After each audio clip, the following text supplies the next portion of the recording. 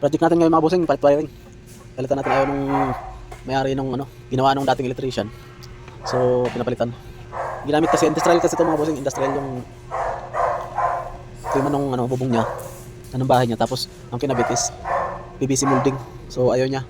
Gusto niya PVC talaga na bilog tapos pinurahan.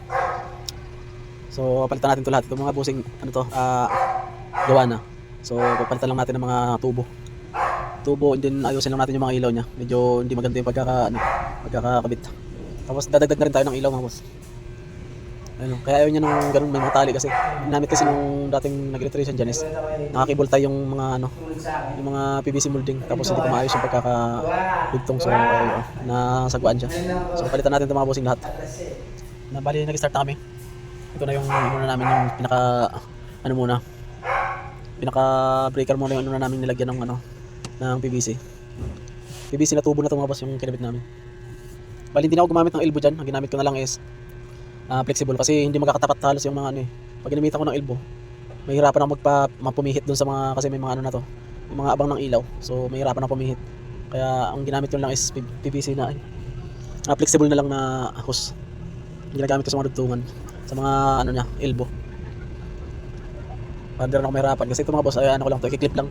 Clip na lang gamit ko rito. Hindi na siya hindi ko na. Bali dinagdag natin mga boss na ilaw dyan, tatlong piraso. Tapos naglagay na rin tayo ng breaker, and then nagdagdag din tayo ng mga Jackson box kasi kulang yung Jackson box. Pagkapitura natin para malinis tingnan, kailangan yung wire niya medyo nakaayos din yung sa junction. Yun lang mga boss, maraming salamat. Please subscribe my channel mga boss. Pahit na rin ng notification bell natin para updated kayo lagi sa mga videos pa natin. Maraming salamat mga boss.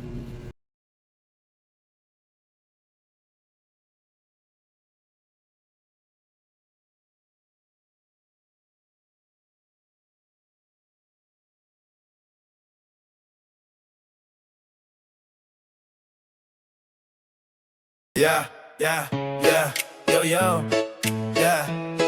What, yeah, yo, yo.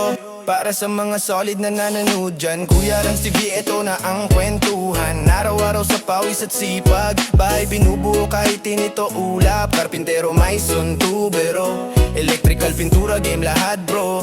Cabinets, gawa, sukat, pulido, bubong hanggang sahig, sigurado. Yeah, yeah, yeah. Hindi lang konting, kundi totoong trabaho. Hindi arte, hindi pa pogi lang sa video. Martilyo, lagari, hawak ko. Sa bawat palo, pangarap ang tunog nito. Kung gusto mong matuto, halika dito. Step by step, walang tinatago. Simpleng vlog pero may saysay, para sa gustong umasenso sa buhay. Sa hirap at tiyaga dito nag-uumpisa. Hindi madali, pero kakayanin basta. Kuya Rans TV, panoorin mo. Gawang bahay, totoo. Carpenter, maison, tubero, lahat ng skills andito. Kuya Rans TV, subscribe na bro. From simula hanggang dulo. Kung hanap mo ay tunay na gawa, ito ang vlog na para sa masa. Sa pintura, linis, bawat detalye. Sa kuryente, safety ang prioridad lagi. Sa cabinets, pulido ang hiwa. Hindi bara-bara, bawat sukat tama. Hindi lang kita kundi aral, para sa gustong bumangon at maghanap buhay balang araw. Kung ikaw ay nangangarap matuto, dito ka na sama-sama tayo. Kuya Rans TV, tandaan mo, sipag at tiyaga ang puhunan ko. Sa pawis, dugo at galos, pangarap ang binubuo.